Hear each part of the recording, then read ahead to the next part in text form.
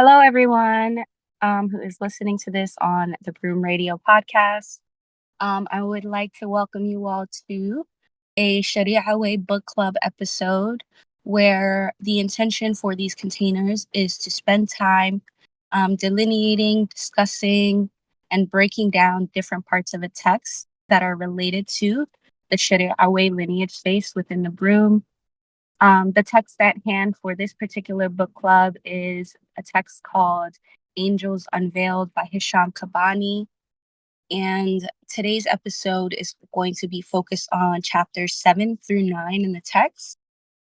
We've already kind of discussed these chapters in a previous episode, which you can find on the Sharia Way Buy Me a Coffee page and also the Broom Radio Buy Me a Coffee page. If you have no idea what I'm talking about, the links for all of these containers that I'm speaking to will be in the show notes. And I just want to say thank you to those who are tuning in and who are supporters of the Sharia Way. And I want to thank those who are here live, who are going to be part of this discussion, going to be part of the episode. And to join the Broom Radio, there will also be links to do so at the bottom of this episode. So I'm done. I'm done with that part of today's discussion. And I wanted to kind of start off today's podcast episode and radio show off with a rereading of chapter 9 in Angels Unveiled. And I'm going to pull up my copy of the text now.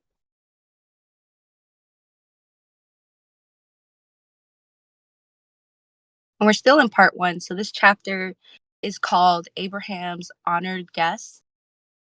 And I'm curious if anyone would like to, no pressure, for real, if anyone would like to start us off with this read aloud.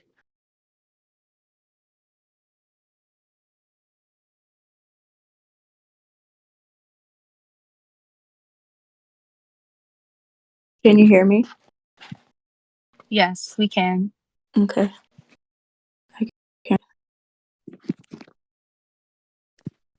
Has the story of Abraham's honored guests reached you, O Muhammad? 51:24. Abraham's nickname was Father of Guests because he was so hospitable. God always sent him an angel to keep company with him so that Abraham would not have to sit and eat alone. One time, God sent Abraham 3 angels to bring him news of a son, although he and his wife were quite old. It is said that the 3 angels who visited Abraham were called honored because Abraham, the intimate friend of God, served them himself. It is also said that they were called this because the guest of an honorable person is himself honorable. God blessed the lands of the entire Middle East with a great angelic presence and light.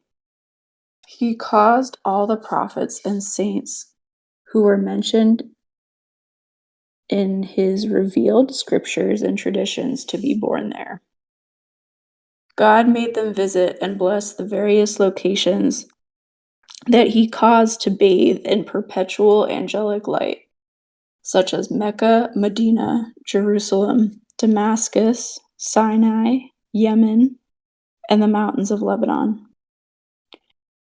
God brought Abraham to Syria and called it the land which we have blessed for the benefit of the worlds. One day Gabriel asked God, "O God, show me one of your beloved servants." God sent him down to see Abraham. Gabriel searched the earth and found Abraham sitting with his son on a hill overlooking a valley, entirely filled with flocks of sheep and cattle.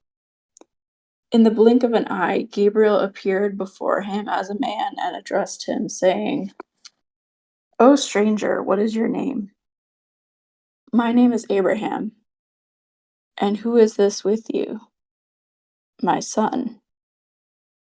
"What are you doing on this hill, tending those flocks you see below?" "Whose flocks are these?" "They are."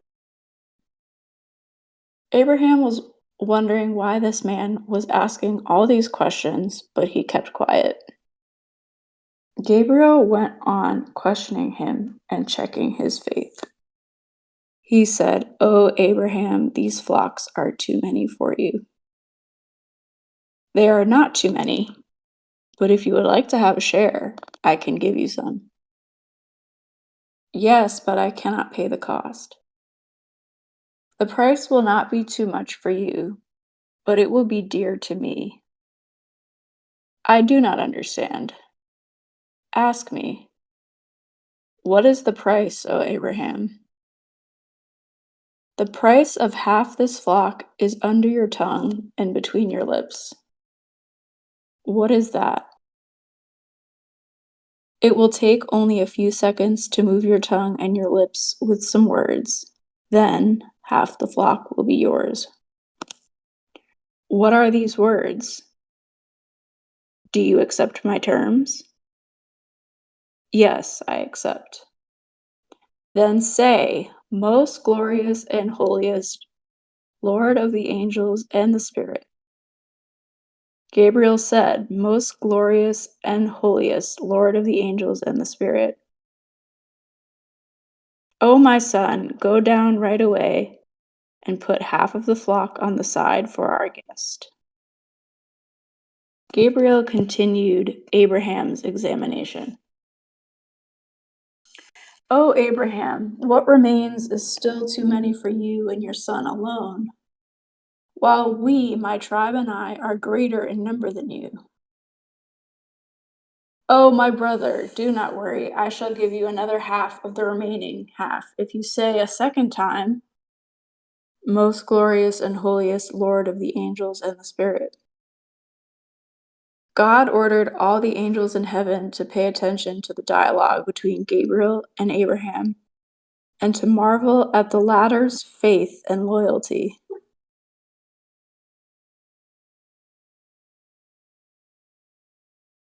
I lost my place, sorry. Gabriel again said, "Most glorious and holiest, Lord of the angels and the Spirit." Abraham immediately ordered, "O my son, take half of the remainder and add it to the first half." Then he looked at the man and said, "I feel that you want to ask for more. I will not wait for you to ask again. I shall ask you myself. Do you want more?" At that time, all the angels in heaven wept and praised the generosity of the perfect man, Abraham. God said to his angels, "I am creating from every drop of your tears an angel that will inhabit the earth until the end of this world. They will be my messengers in charge of protecting and guiding human beings until Judgment Day." And God said, "Be," and the angels were created and descended in throngs upon the earth to guide and protect human beings. That was for one person, Abraham. What about all the other pious ones, prophets and saints, who, like Abraham, caused God's mercy to descend on the earth for our benefit? Then Abraham said to Gabriel, "Say, most glorious, holiest, our Lord and the Lord of angels and the Spirit." Gabriel said, "Most glorious, holiest, our Lord and the Lord of angels and the Spirit." Abraham then said to his son, "O my son, leave everything for our visitor and let us go. I have received the price I asked. These 3 utterances of blessing on my Lord are more precious to me than all this flock." I would love to pass it to somebody else. Yeah, thanks so much, Anna, for getting us to that part in the text. Would anyone else like to pick up? Can you all hear me okay? Yep. All right. I think we're at Abraham then said to his son, "O my son, leave everything for our visitor and let us go. I've received the price I asked. These 3 utterances of blessing on my Lord are more precious to me than all this flock." I'm in the right spot, right? Okay. Yeah, you are. Okay, cool. "Abraham, wait," said the visitor. "I am Gabriel the angel." I only came to check your love and your sincerity. I don't need all these sheep and cattle." "Oh, Gabriel," Abraham said, "did you think I did not know it was you? Were you not aware that I recognized you from the first moment you came here? You came veiling yourself from me, but I pointed you out when I asked you to praise your Lord with the words, 'Lord of the angels and the Spirit.' It is I who covered myself from you. I differentiated myself from you when I made you say the third time, 'Our Lord,' as in Lord of human beings, and the Lord of angels and the Spirit." Gabriel was baffled by Abraham's answer and did not know what to do with the cattle and the sheep. God called him and said, "Oh, Gabriel, leave Abraham, for he will never take them back. This is because when the generous one gives, he never takes back and never reminds someone of a favor he did him. I have adorned Abraham with the attribute of mine, Al-Karim, the generous one, for his love and sincerity. Direct these flocks of sheep, cows, goats, horses, donkeys, buffaloes, and camels to the wild places of this earth. Appoint over them guardian angels to look after them. My will is that these species of animals will never be extinguished from the earth because of Abraham's generosity." Gabriel assigned angels to these flocks. Wherever you go on this earth, you will find generations of these animals in every part of the globe because of the blessing of Abraham's generosity. When Nimrod desired to hurt Abraham, he had a great fire built, such as had never been seen on the surface of the earth. The fire was so great that they could not approach it in order to throw Abraham into it. A man told Nimrod that he had invented a special machine which he could use if he wished. That was the catapult. Abraham was seized, placed in it, and thrown into the fire. Abraham continued to say, quote, "I rely on God alone," end quote. When he landed in the fire, he said, quote, "Oh God, you are the one in heaven and I'm the one on earth, worshiping you," end quote. Gabriel immediately asked God for permission to go and help Abraham. God said, quote, "If you wish, you may go and ask him if he desires help," end quote. Gabriel went down and appeared before Abraham. God told all the angels to watch what would happen and listen to Abraham's answer. Gabriel said, quote, "Oh, Abraham, I came to help.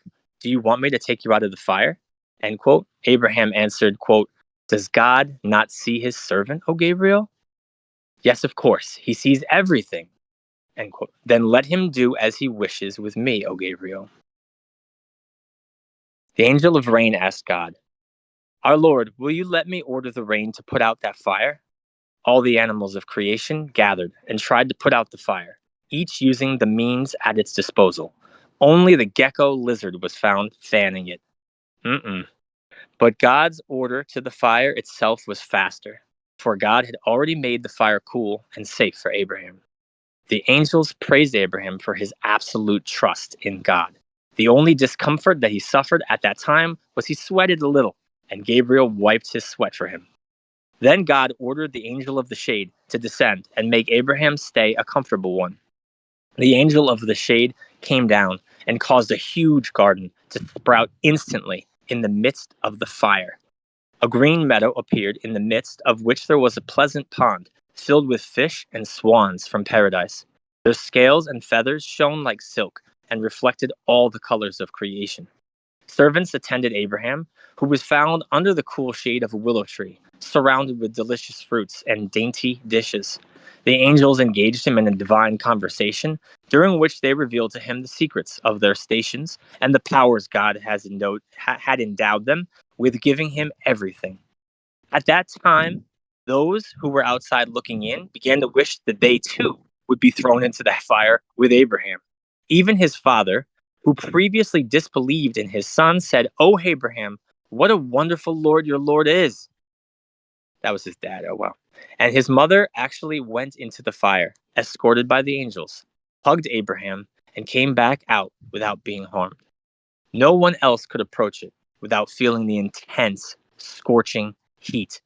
The fire burnt uncontrollably for 40 days, but Abraham's garden only increased in verdure and kept expanding with the constant visitations and blessings of the angels. At that time, Abraham's fire was the most blessed spot on the entire surface of the earth, as God looked upon it with the highest favor. he ordered all the angels of creation to pay at least one visit to his friend Abraham.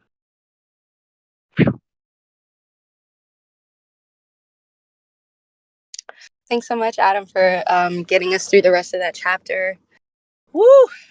There's a lot going on with Abraham and Gabriel. And I guess I'm kind of curious, like, as we read that, or as you read that, chapter 9 on your own time, what came up for y'all regarding the conversation between Gabriel and Abraham?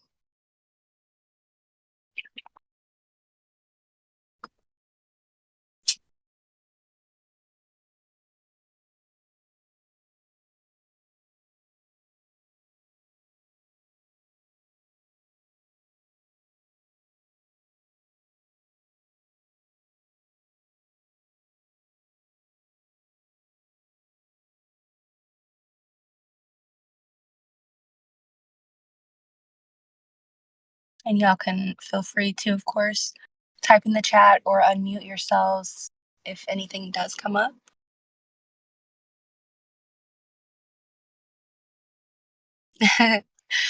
Oh, I love that. Anna says, I guess I was kind of surprised that Abraham was giving orders to Gabriel. Hmm. And it's followed by LOL. Yeah, I'm curious what surprised you about it.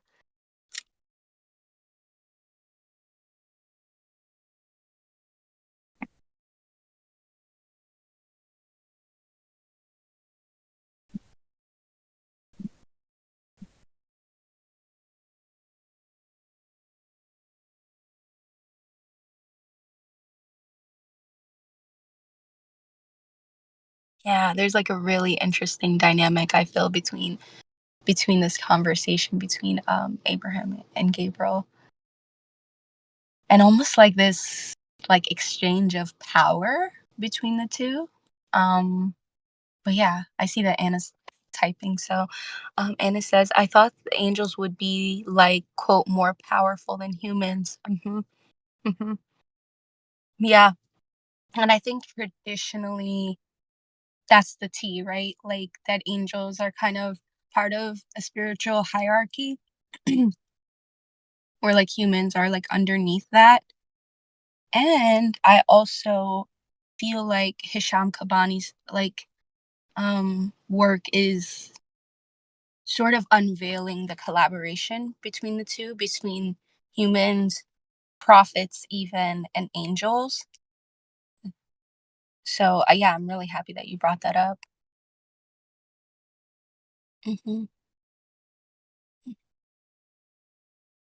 Yeah, yeah, and that resonates for Adam. I see Adam saying that absolutely in the chat. Yeah. And I think also like here we're seeing power more, based on the will of Allah, right? And he's God is the one who's directing the angels to observe. And so they're like beholden to the experience. So like I just love how like there's this like flabbergasting. To me that's even more funny. Like an angel's like, I don't know what to do with these sheep and cattle. You know what I mean? Like they're surprised. And I think that novelty is such an Mhm. exciting part of the human angel collaboration. And Mm. also the novelty of like how Allah and his attributes and these aspects of God, these facets of divinity get embodied in a human being. And the Oh, angels are learning from this. That's how I read it.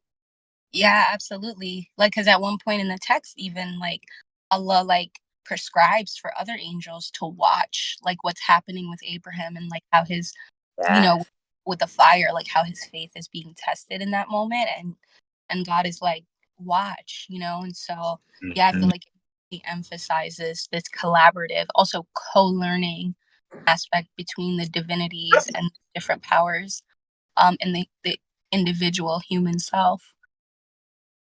Wow. Ooh, okay, I'm gonna read what Tiff said. Also, thank y'all for those reflections, Anna and Adam. Tiff says, also, hey Tiff, good to see you.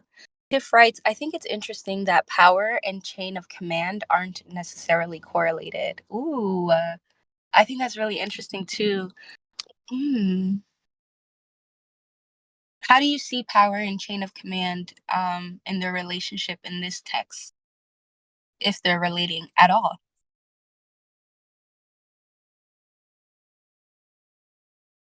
Um, Salam alaikum, everybody. How y'all doing? I think that the idea of the angels, being like they are considered more powerful than humans in general, because like yeah, that's true. But then like they're like we're all like in somewhere in the middle of the chain of command if Allah's at the top. And so it's like he can pick whoever he wants to be in charge of something. And so like yeah, Abraham can like make demands if he wants to. Like it don't matter like and I feel like that's interesting that Abraham like felt comfortable doing that. Like just well, I don't know how he felt, but I don't know if they wrote about that. But like yeah, it seemed like he was like, yeah, what you want? Like like I mean, like he's in charge of things, and like he can help Gabriel out with something. So I think that was interesting, like because usually, well, not necessarily in the real world either, but you would think like whoever got the most power is the most in charge in general. But like it's it's just like a more egalitarian setup. Like everybody's under the big boss, so it's whatever. Mm. I love your use of the word egalitarian because I feel like that's super key. And I don't know, like, yeah, Tiff, I'm glad you said that because for me in my notes, like, that was the most poignant thing that in the conversation, like, the person who, quote unquote, has power over in that moment is Abraham. But that doesn't have a direct correlation to like the spiritual hierarchies, but he's been endowed or given this power to be able to like be a little wise with like a little witty with Gabriel. Like he's like, well, actually, Gabriel, I was the one testing you, so like like real cool that you were like sent here on a mission, but I got it, like my faith is ironclad. And so like it's almost as if the way that I interpreted it was almost like it's the fact that Abraham's like faith is tied to, and it's also, it seems like his sense of abundance is tied to like his source, like his creator, that it's easy for him to not only like play with these like power dynamics, but almost like dance around them, in the sense that he can embody this almost like absurd amount of like generosity, for example, with a stranger, but it's because he knows kind of like he's working with these like ideals of oneness that like there is no stranger, like each individual is a companion of God, and that's at least like how I learned it. Although now I know that there's a little bit more nuance to that. Yeah, there does seem to be something about Abraham's space in the spiritual hierarchy and how he's almost like defining that. And I could be reaching, but I feel like it's almost like he's defining it for himself, like in that conversation with Gabriel, you know? It's super juicy to me. Um, but yeah, I'm curious what else comes up for y'all in relation to that, this like spiritual hierarchy, the chain of command, like Tiff said. I really like that term. And also the idea that like God and angels are not like a democracy or a republic or a nation state. I don't know why it's coming through like that, but a more like egalitarian, collaborative, yeah, like reality. So yeah, I wonder what comes up for y'all in relation to that. And feel free to disagree and be like, hell no, Hoda, that's not what it is at all.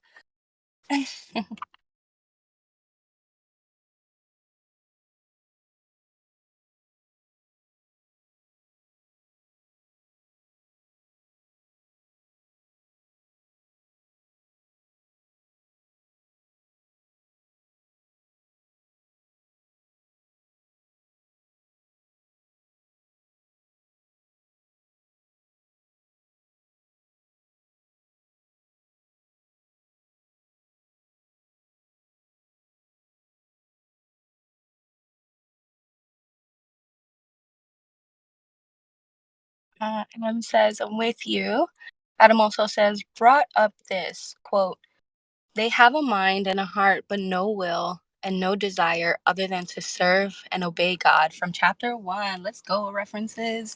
Thanks, Adam, for bringing us back to that reference point, because I feel like it connects to my next question about chapters 7, 8, and 9 in general. Um, so yeah, my next question I think for y'all and myself as well is, what have we learned, or like what have we garnered about spiritual growth from these chapters? And so if we want to just center in chapter 9, since that's the one we read, I feel like that would be really aligned. But I'm curious, like, what is it about your own spiritual path, or your own spiritual journey, or your just path in general, um, that this story helps you see differently, or you feel like you can apply this story to?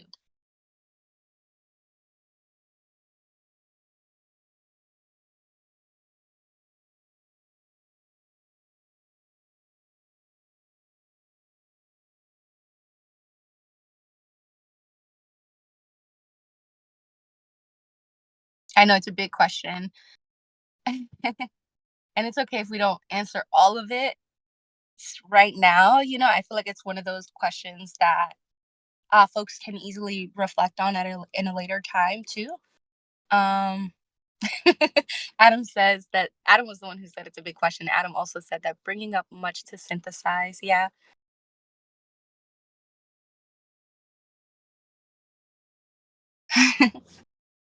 I also Yeah, have like been reading some other texts, so like it's hard for me to differentiate, and I want to make sure I stay grounded in this text. okay.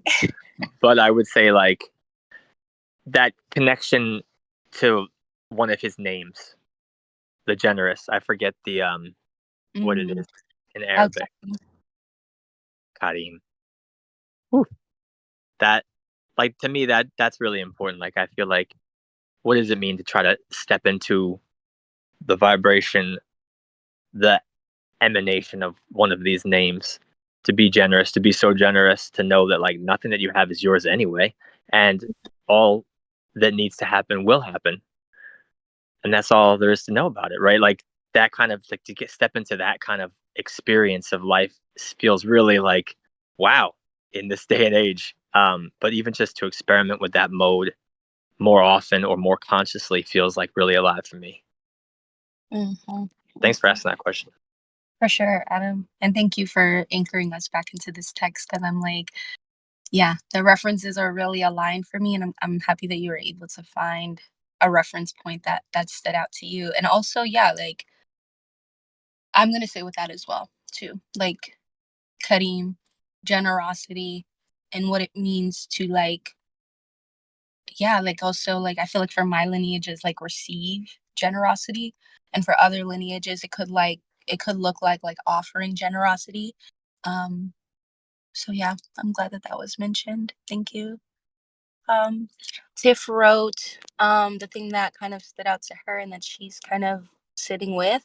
It reads, Tiff wrote, I should say, the story of Abraham in the fire, feeling so sure of his decision hits for me.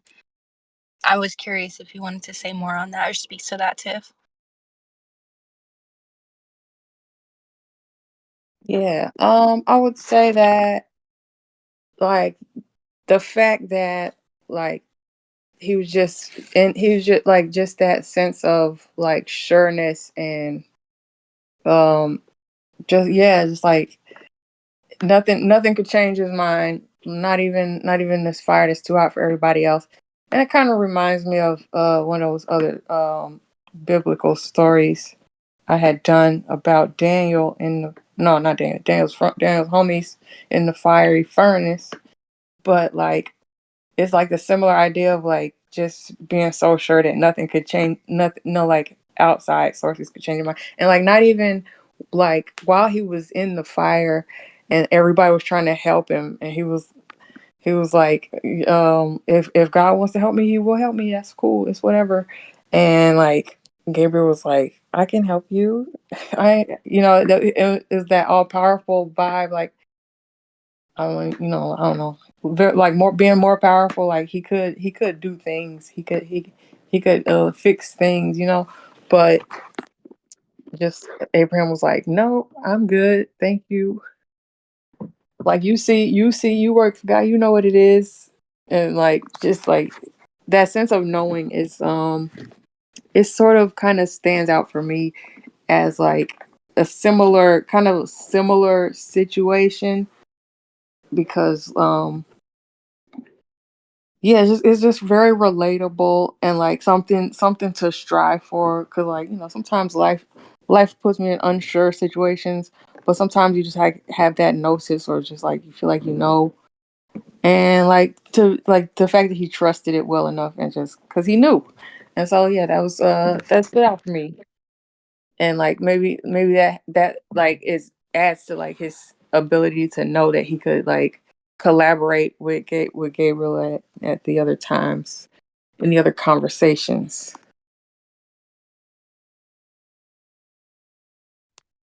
Thank you for saying that, Tip. That feels really, really big. Like, yeah, man.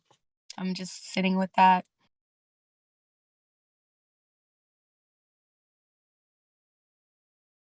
Yeah, and also something that Nobu said in the chat after saying that Kareem is a dope name from his perspective.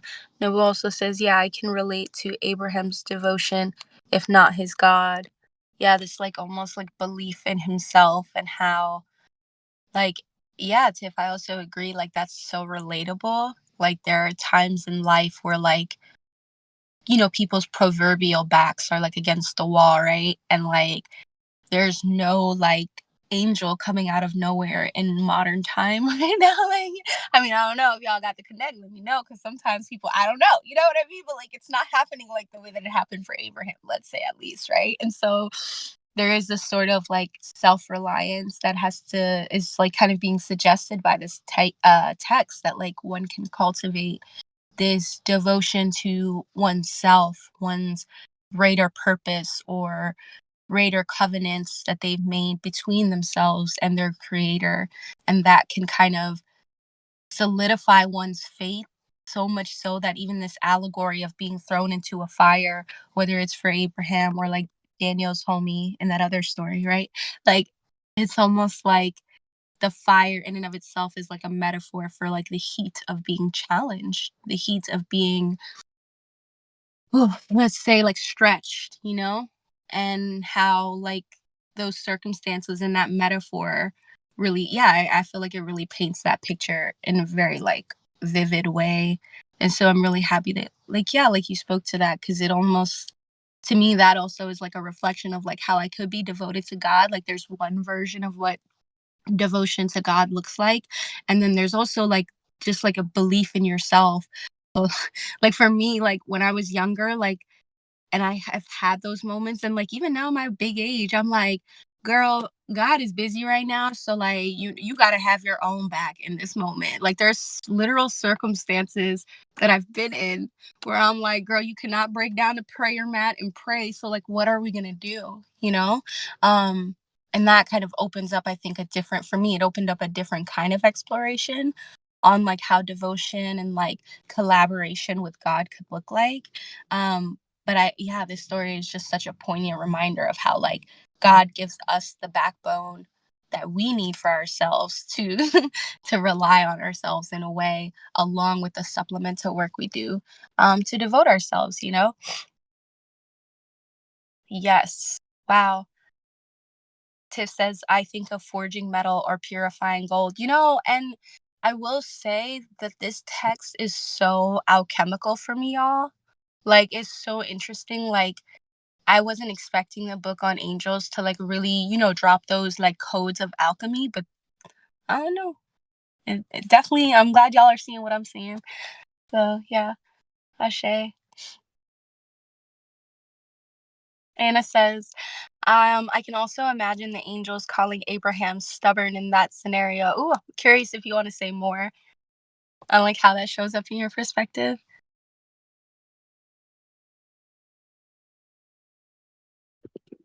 I guess there was something for me about like um if you have if you find yourself like in challenging scenarios and like um you have like a certain gnosis that like no, like this is on purpose, or like I don't like if you're like I don't need your help to other people. Mm. you know? Mhm. I can just imagine that, like, people might people might mistake, devotion as stubbornness. Mhm. Mhm. Definitely. Yeah. Yeah, because there's also, like, you know what that makes me think of? Like, there's that moment in the text where Abraham's father and mother are, like, especially his father, which I think is super poignant. His father is the one who's like, "Man, Abraham," this is my paraphrase, like, "Your Lord is awesome, dude. Like, you good. Like, you know?" He's like, "You're in this fire and you're not getting burnt up, dude. You got that connect, you know?" And it's like, I'm pretty sure his moment of reckoning of, like, seeing that Abraham's rolling with the big dogs, for lack of better words, probably came from, like, like a little bit of stubbornness or like experiencing resistance. And I think, oh God, I wonder if, I mean, I know Nobu said that it's okay if we go a little bit over because there's another container happening on this, because I'm happy you brought that up, Anna, because it makes me think of the story about Noah, which we didn't read um today, or like we didn't read in this container, but we read before this, or I read aloud before this, and it's okay if you didn't read.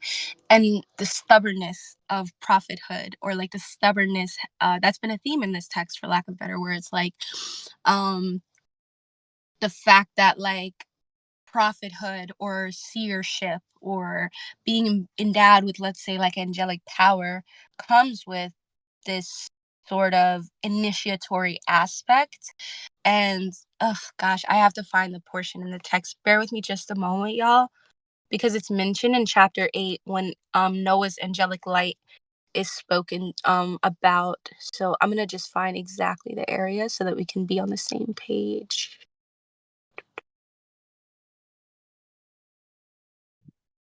Okay, we're on, so it's page 45, chapter 8, Noah's angelic light. Um, I'm going to read, it looks like chapter or paragraph 3, where it starts after he received. So it says, after he received the prophecy, Noah preached for 900 years. The angelic light in him shone forth, and even the animals and stones praised God when they saw him. Yet Noah's people were so stubborn that he succeeded in calling only 80 persons to the true faith, among them 3 of his sons. In the end, Noah was fed up, and he asked God to be relieved from the task of constantly calling in vain. God accepted Noah's request and decided to send the great flood as a trial for human beings. When the command came for Noah to build the ark, he asked for instructions, and God sent him Gabriel to teach him how to build it. Gabriel is busy, girl. Um, but yes, to your point on stubbornness, Anna, um, yeah, I wonder, what reading Noah's story in relation to his people being the stubborn ones, I'm curious what that brings up for y'all. I know I kind of went all over the place with references, but there is something there for me about, like, prophethood, having, being endowed with the power of revelation, and then also, like, dealing with stubborn people. You know?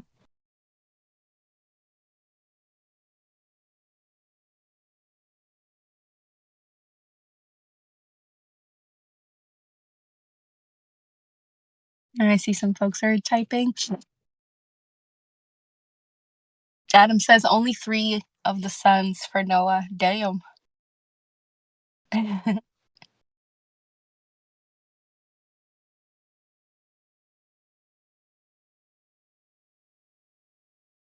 Mm, Ashe. Nobu writes, I found it interesting that Gabriel, the archangel of extinction, was called to redistribute and organize the protection of the rewilded animals. Huh. Yeah, we didn't even talk about that part either. Mm. Okay, I'm gonna put a pin in that, and I would like to see what that brings up for y'all.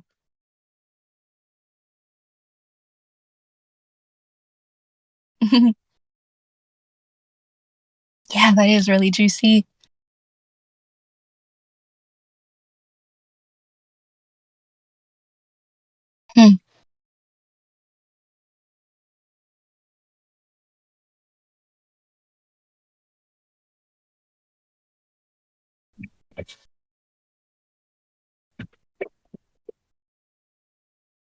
Mm.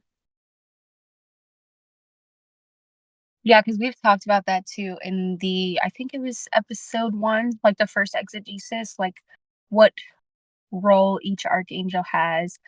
And Gabriel is responsible for extinction and extinction and a couple other things.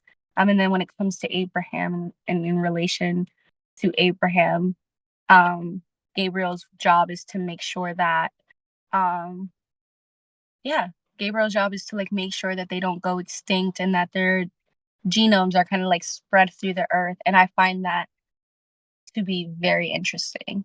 I wonder how that relates to extinction at all for y'all. Yes, and Adam says that Gabriel also rules over revelation. Mhm.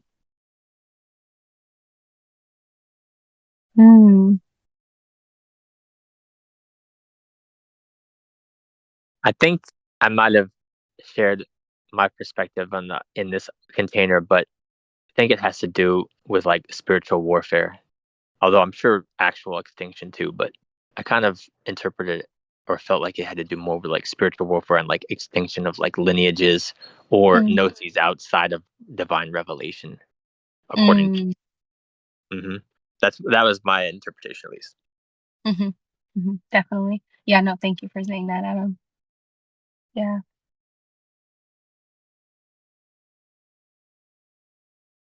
Yeah, because I also feel like there's something in Revelation that is about equipping people for, times, like you said, like, Revelation to me feels like a tool of the people for the people in a time of spiritual warfare.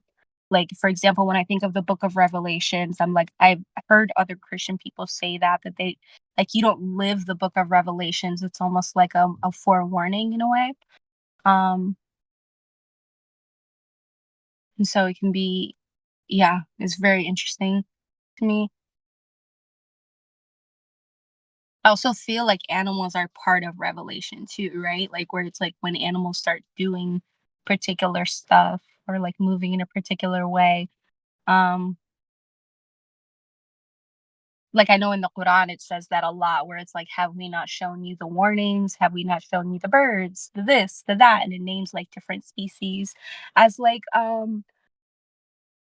yeah, like a warning and a message for people. Yeah.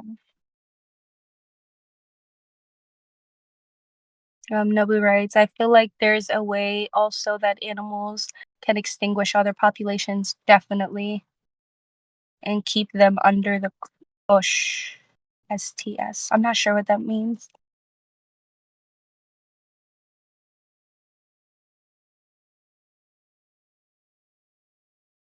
Oh, so to speak. Oh, okay, okay, okay.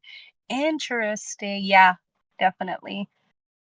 Oh gosh, because yeah, now I'm thinking about like the animal hierarchy, like the predator prey dynamic. And again, if this is all kind of like under the umbrella of Gabriel, it seems like Gabriel is like his work is to almost like stoke these polarities. Um, is kind of what's coming through for me right now. Yeah, definitely. Mm. And Anna says gestures around at the world currently. Yep. Super interesting. Yeah. I'm happy that you mentioned that, Nobu, about the animals bit.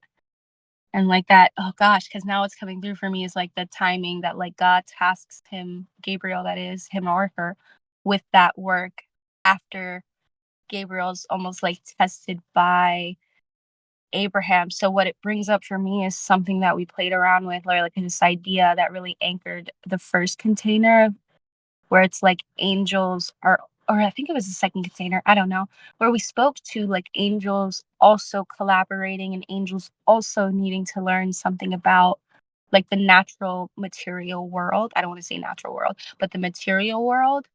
And so that moment also for me, I feel amplifies that possibility that like Gabriel also had something to learn um about faith. And because angels don't in this framework don't have free will, that this whole like moment is also a lesson for Gabriel as well as kind of like what's coming up for me. Oh, damn, that was a fire exegesis, y'all. I ain't gonna lie. Yes. Tiff says the way God said angels. Watch this.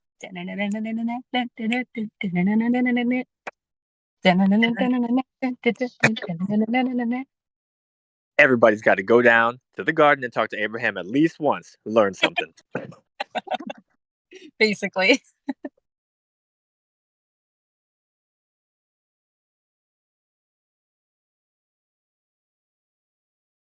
God.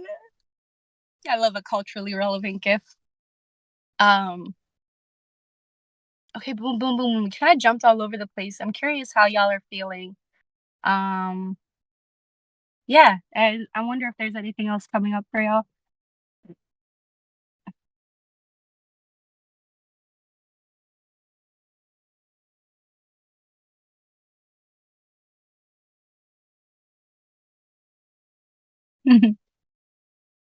I'm just watching Usher have a good time on this gift.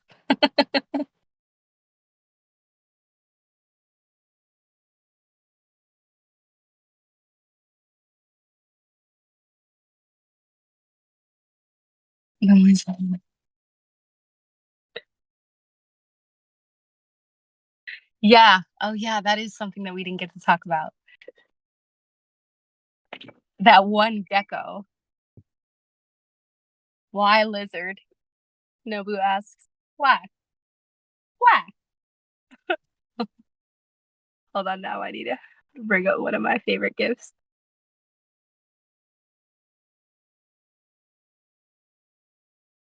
The relative says that the gecko is the real MVP. Okay, let me go to the part in the chat. I mean, the chat in the text where he's mentioned as like the one person who's like hanging out in the fire with Abraham.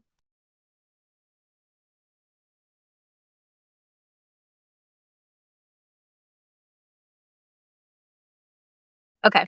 It says, the angel of rain asked God, "Oh, Lord, will you let me help the rain?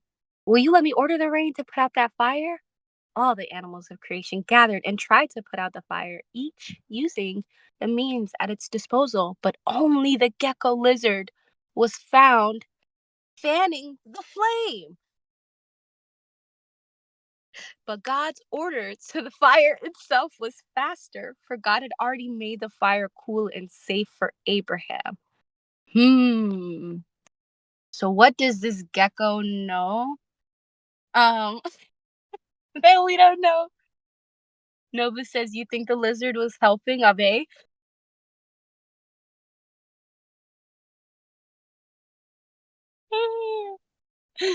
What do y'all think? Tiff says, I figured he was being the AC for Abe.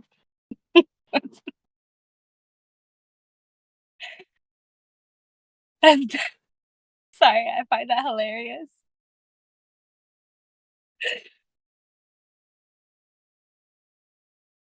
It's funny because I don't know if Nobu meant Abeg, but like Abe means Abba or like father in some lineages too. So very, very aligned.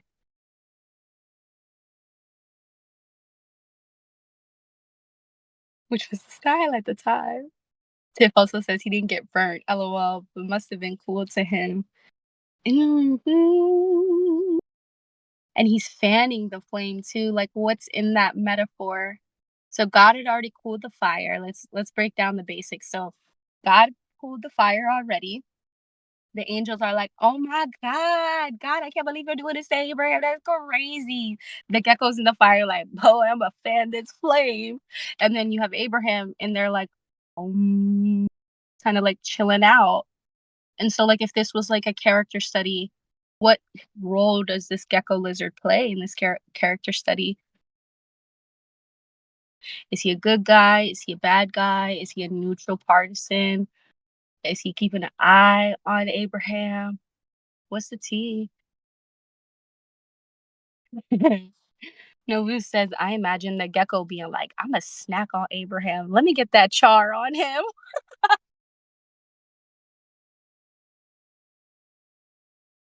Let that boy get that good crisp on him. And then. So that's definitely one possibility. Adam says maybe he wanted to give Abraham another opportunity to demonstrate his faith. That's sweet to think about. Like God wanted to give Abraham another opportunity to demonstrate his faith. But like, yeah, I won't. But why not? Tiff says, oh, thank you for that. Adam, thank you for that. Nobu. Tiff says something like the Khidr, perhaps. Ooh. Will you say more on that, Tiff? Yeah, so you know how like in the story with Moses and the Khidr, he's like doing all this. I kind of want to say mischievous, but like it was all very, very more dramatic, like more detrimental to certain people. But like just like things that will make people clutch their pearls and like, oh my God, how could you? But like it was in the grand scheme of things more like there was a point to it, and like Yeah. I feel like most of the animals just kind of they follow God's lead. But like I mean, there's the whole serpent with the Adam and Eve situation. But Mm, I don't know if like Iblis dresses up as all kinds of reptilians, or he's just a serpent, or like whatever his Horcrux is at the time. But like the animals generally they pretty much align a certain way, and then so I don't know, like I don't know what he was trying to do, but I didn't assume it was a bad, like I mean it looks obviously bad that he's fanning the flames, but maybe there's something else to it. definitely, Tiff. I was cracking up when you suggested that maybe like Iblis like just likes to be a reptilian. I'm like, proposition feels totally fair to me, but I don't know why it tickles me so much. I think it's because of what's happening in the chat that I won't read out loud, that I was asked not to read out loud, so I will respect that. But yes, it does. It makes me think of the serpent and Adam and Eve, what role the serpents play in these moments where prophetic figures and prophetic individuals are their faith is like tested. Um, and then Noble asks a really well, I also read what Adam says. Adam says, gotta have some ops in a story to make it juicier. And I agree. And then Nobu asks, I wonder if reptiles have a connection to the sky gods. And I wonder what y'all make of that. Like instinctively, I want to say yes. Um, yes. Like there's part of me that wants to say yes, but I'm curious what y'all think. I'm gonna take a sip of my coffee too.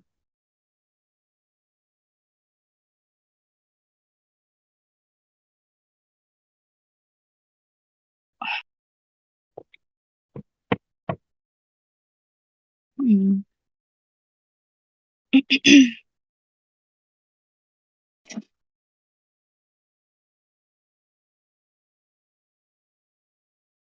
Oh.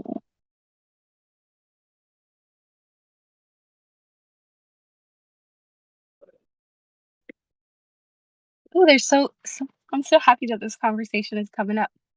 Nobu says, I don't know that most reptiles have heart chakras in my experience. That is so interesting. Nobu says, like they have hearts, or maybe their heart chakra is connected to something else or a different fabric of space and time. Wow. I don't know why that feels really aligned to me, but I'm also holding space for you to say more. Or I wonder what's coming up for y'all in reflection to that. And I'm going to read what Tiff said. Tiff says, I know there's a feathered serpent and dragons in other cultures be flying. So at least proximity. Yeah, that's kind of why I was like, I feel like reptiles are connected to sky sky ancestors and sky gods because of that exact thing. Because I'm like, okay, like you have dragons, which are on one end of like a very vast expression of like reptilian energy or essence. But and then there's also the feathered serpent and some lineages that also has it's like almost like this mystical creature that's a mix between like a fowl and a reptilian. So it has like bird, avian, and like reptilian qualities. And so yeah, that's kind of why I was like, yeah, I feel like they're like instinctively connected to sky gods, but yeah, I'd be curious to hear more. And also this idea of that their heart chakra being connected to a different fabric of space and time is really evocative for me. Um, for many reasons, for many reasons, but I won't go into like tertiary and like other lore right now. But yeah, I'm curious. And Anna also asks, "Is this?" She asks Nobu, "Is this where the reptilian thing comes from?" Nobu says, "I think so," and Anna says, "Interesting."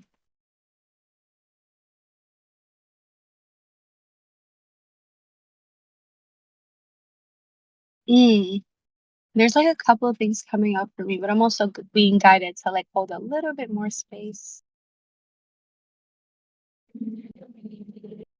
Is you guys is like I wonder if y'all associate the idea of like reptilian like beings with like what are your associations or reference points?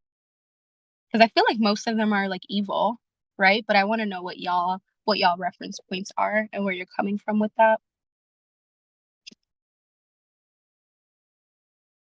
Oh, that's real. Adam says none really, honestly. That's real. Yeah, and Anna says, "Yeah, that's what I've heard, Hoda." Mhm.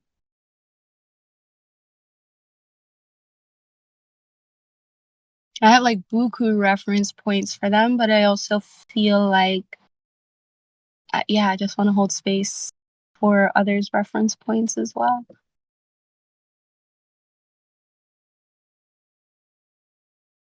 Yeah. Wow. So Nobu says, or Anna says first, but I don't know much. Awesome. Nobu says, "I feel like the feathered serpent dragons come from different cosmovisions and represent different energies." Wow. That really aligns for me. I'm glad that you brought up different cosmovisions because that's what was coming up for me in relation to like the heart chakra and like the heart chakra being seated with like the genetic material of like where our like essence comes from my perspective. Um Lexi also says that when I think of reptilians, I think of the default mode network and that really aligns for me as well. Um like quite literally like the reptilian part of the brain.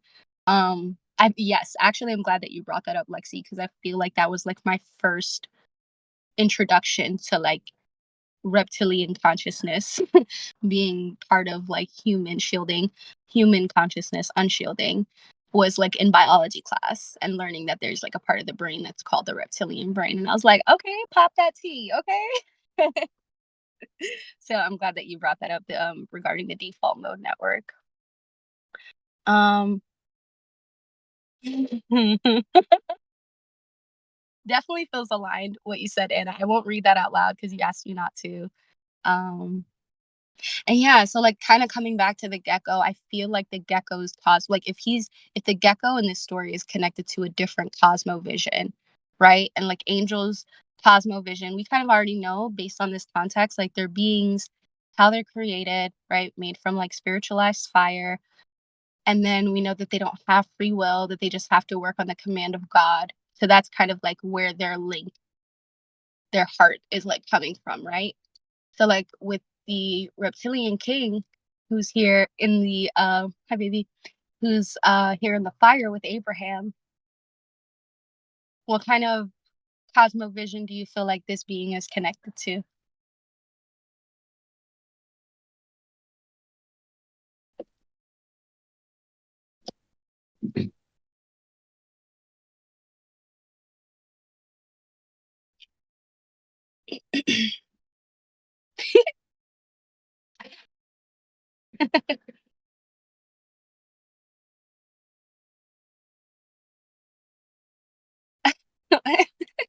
GIF of Colonel Sanders in the chat.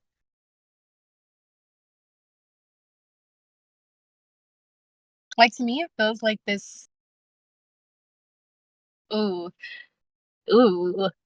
Tiff says maybe in an allegorical sense, it's the gecko is connected to the mob who wants to burn him, Abraham, so badly. Hmm. Hmm.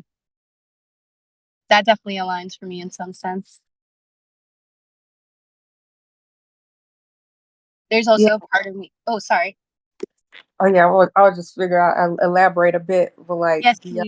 the idea of, like the the reptilian brain just like kind of probably in that mob mentality where like they just people live like, regular people living a regular life, but then like when it comes time to like, make this big fire, they're like, make the fire bigger,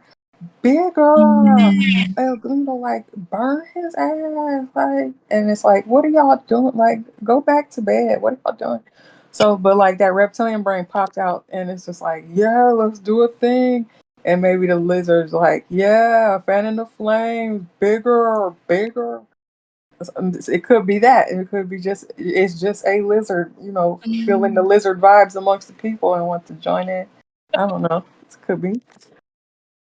Oh gosh, yeah, no, that feels really alive to like the type of mentality and like quite literally fanning the flame of the people, which is like this, I guess, like anger or whatever towards Abraham and his faith is kind of what I'm picking up from what you said. And I wonder if that aligns.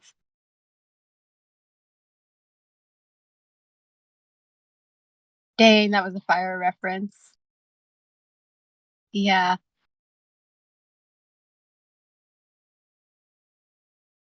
Ooh, yeah. Like just connected to the fabric, the time space fabric of like the collective, like the people who are on the land.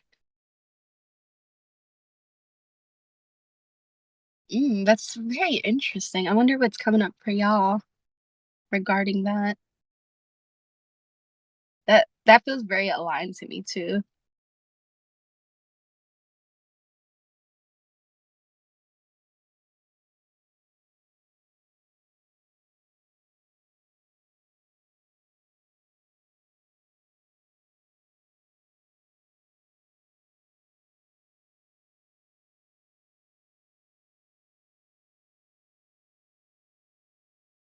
And I see some people typing, so I'm gonna hold a little bit more space. Tiff says, right, could have just been a gecko catching a vibe. hmm hmm Yeah, like on the one hand, I'm like the gecko's catching the vibe, and on the other hand, it's like plays on this like esoteric idea of mine that like not an idea, but I do feel like animals are part of the grid of consciousness on Earth, and so it feels like yeah, like there's something to that connection of the gecko, the mob mentality of the people, the collective impulse on the land, and like maybe the gecko being like a representation of that mentality is definitely like one level of it. And then Nobu writes, tracing back to Iblis's intervention and Adam's ball sack, he like reprogrammed the humans so they were no longer just carrying out God's will, and they turned into stubborn Noah's peers and Nimrod's mob, driven by their reprogrammed sex cells and genetic material rather than responding to God's will. And God almost had to intervene through Adam's generosity to counteract the actions of Iblis's reprogrammed army of earthenware. This retelling, yo, this is freaking gold, yo. Sorry, did I misread something? What did I misread? Oh yes. Oh, like Abraham's generosity. Oh, okay. So intervene through Abraham's generosity to counteract the actions of Iblis's reprogrammed army of earthenware. Anna says laughing at Adam's ball sack. Sorry. And Tiff says, not the terracotta army. First I just want to say thank you though. That weaving is hilarious, but it also feels very aligned to me. I'm curious if you want to say more on it.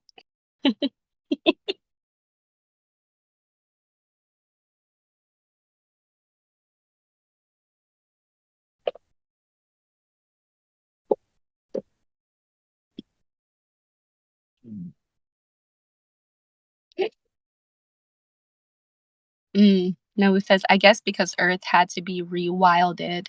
Mm, mhm, mhm. Yeah. I see what you mean. Because it's like if all of human potentiality, just for those who weren't there during that book club, all of humans, according to Hisham Kabani's retelling of the Adam and Eve story, I would definitely recommend y'all go back and listen to that book club. Speaks to how like Iblis kind of like tinkered around with the genetics of Adam, specifically when it comes to like his reproductive capacity, changing the fate of humanity moving forward because Adam's of course the father of all humanity in this example. Um, and it seems like this oh gosh, karmic artifact or like affect of that moment in the Garden of Eden continues to ripple out, and it shows up in not Adam, in Noah having to deal with his peers and the stubbornness of his people. Nimrod's mob is also a reflection in this example of this epigenetic reprogramming.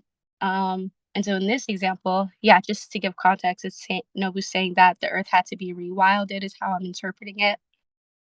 And then Nobu goes on to say, after the humans were programmed to sort of overrun Earth with their will to live. Ooh. So that this is kind of like, would y'all say that this is like almost like corrective action from that original moment in the Garden of Eden? Yeah, Nobu says yes, exactly. That really aligns for me.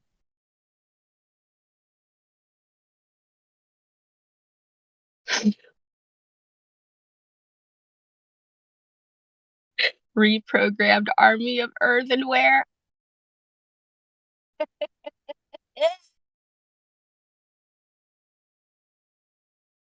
Yo.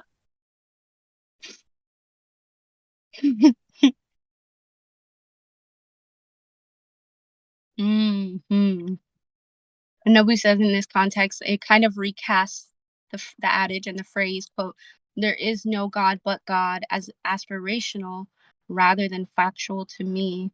Okay, let's go, fallacies, let's go. Kind of recast that there is no God and there is no God but God is something that a lot of Muslims say, like that's the declaration and represents the shahada that people take to like revert into Islam, quote unquote. Um, So yeah, just for context, and Nobu says, I'm gonna reread the whole thing again. It kind of recasts the phrase "there is no God but God" as aspirational rather than factual to me, or rather that there are forces in opposition to God. Ooh, yes, that really aligns for me. Mm-hmm. hmm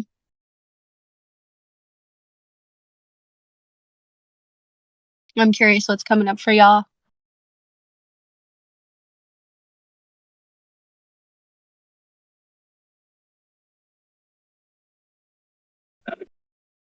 Mhm.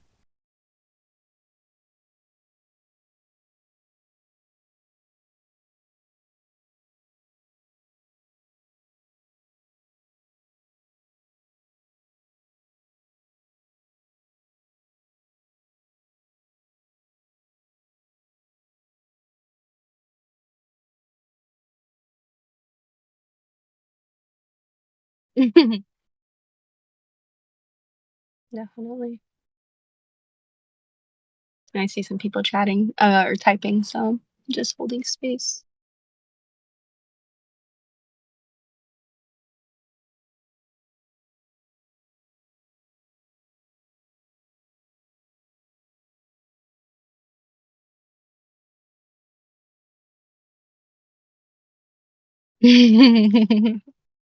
For sure.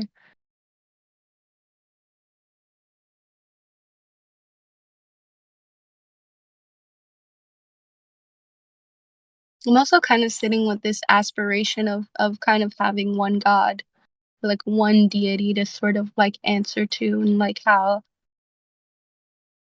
I don't know, like often I think of that in my practice, like how when you actually kind of like sit with the like metaphysical like energy behind anything, almost for me at least, I kind of feel like it's hard to place it to like one creative principle or like one creator God. And so I can kind of feel into like what you're saying, Nobu, about how like that like the declaration, right, of like La ilaha illallah is almost like an aspiration, like it's something that represents almost like this time period where maybe like human souls weren't as imbued with as much free will. Um, but it also kind of leaves something out of the equation, right? Like I think what you're saying about the reality of like oppositional forces and the reality of like polarities that exist in the spiritual realms and throughout our spiritual experiences. And I think that there's still like values, like what is coming up for me to like around the practices and like what's behind the declaration of like La ilaha illallah, and that spiritual aspirations are not deterrents from one's like spiritual path is what also comes up for me as well. Um, but wait, let me read what's happening in the chat. Adam says that what's coming up for him is too big to shorten still. No worries. Tiff says it answers my question of why translations add worthy of worship to the quote, there is no God but God, quote. Ashe, yeah. Worthy of worship kind of adds this differentiating power. Like it's almost like you're picking your God. Like you're picking which energy, which spiritual energy, and which spiritual cosmovision, excuse me, that you're devoting yourself to, and that the individual, I guess you can say, is denoting is worthy of their worship, worthy of their time, and worthy of their spiritual energy. Um, yeah. Nobu says, when I refer to the one, I tend to refer to something which is still in opposition to an unknown otherness. Ooh, when I refer to the one, I tend to refer to something which is still in opposition to an unknown otherness. Ooh, that's very interesting. And then Nobu goes on to say that can still be connected to and remembered. I agree. I agree. And it actually reminds me of some of the some of the things that Adam was sharing in the Islamic mysticism thread about this in Islamic metaphysics there is a like deeper well of connective tissue that speaks to like this resounding oneness, and that's kind of what it makes me think of. It's like non-egregoric, unmanifest, non-differentiated aspect of oneness. um so yeah.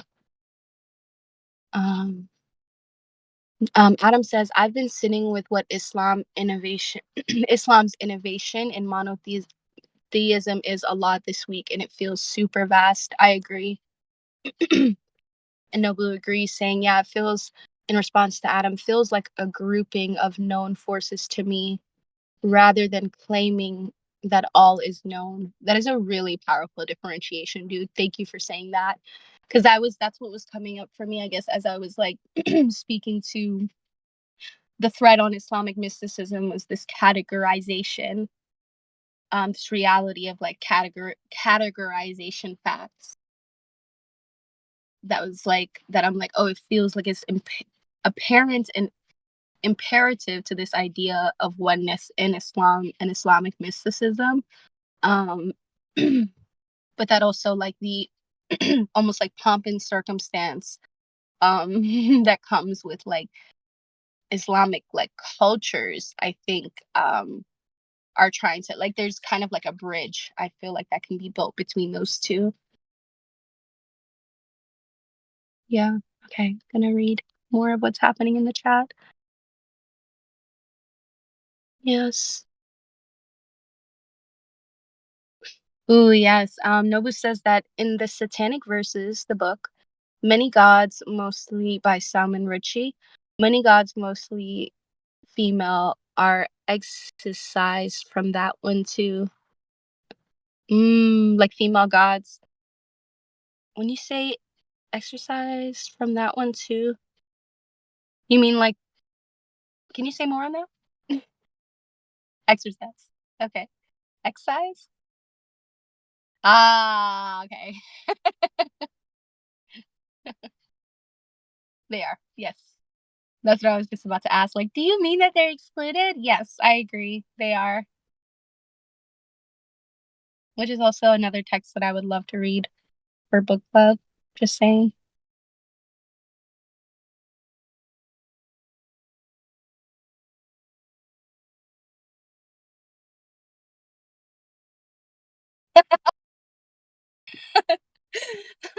Well, yeah, it was like I was like, "Do you mean?" And then I started to think of like the part in the text, and I'm like, "Well, he read the text, so I think we're talking about the same thing."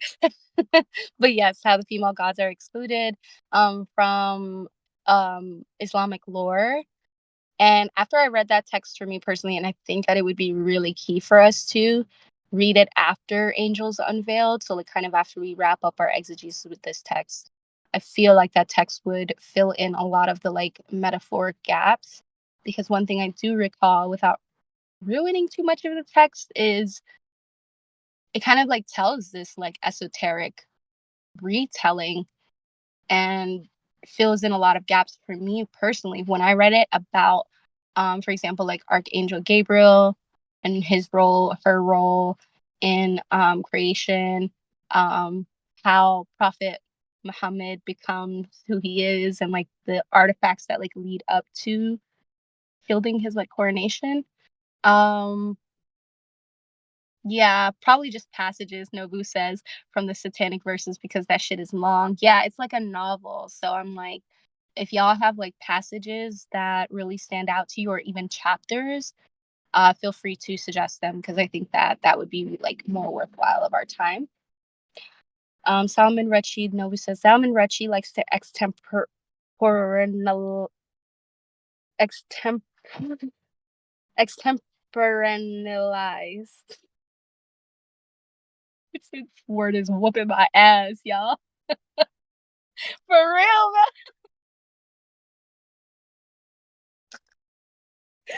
Nova says I'm giving Hoda a workout. I'm like, okay, this is definitely like arm day. It says extemporanealize. I'm hurting y'all. Somebody else say it because I can't. Extemporanealize. Period. Thank you, Mama. And that word means I'm not gonna assume what it means, but I can kind of assume what it means. Yeah, he kind of like takes the lore and the cosmovision out of its usual context, according to that text. So I think that would be useful for us to parlay in.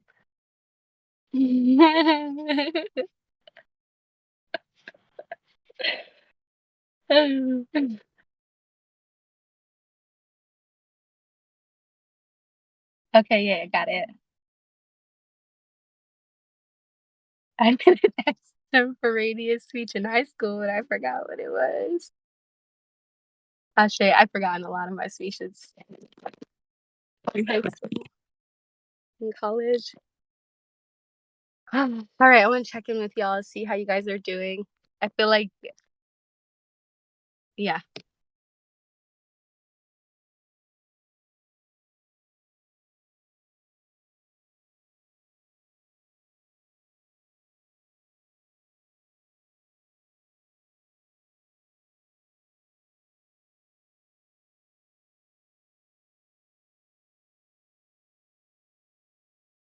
Ashe.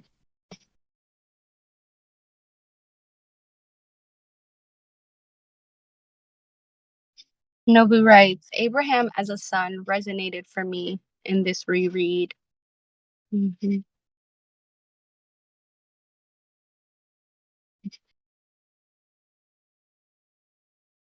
And Nobu also goes on to say, really gave me something about the difference between earth ancestry and sky ancestry.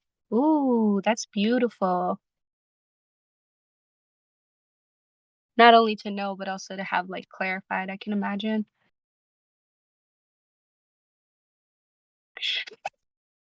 Nobu says his earth ancestry came from Adam's tampered baby batter, and his sky ancestry was clearly of God. Wow. Does that align for y'all? I'm gonna feel into that some more before I say yes.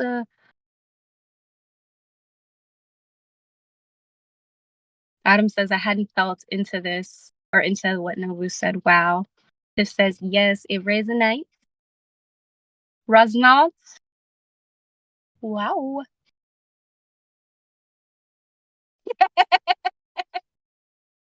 Nobu says terracotta army, meet panna cotta poppy.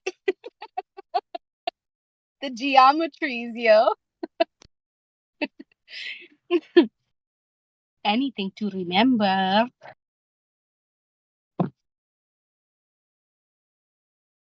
You gotta stop. I love it. Yeah, I really love that. The earth ancestry coming from Adam's tempered baby batter. Sky ancestry was clearly of God. I'm going to say something about that after I end this recording. So I'm going to let the recording go and say thank you to everyone who listened to this episode and this exegesis.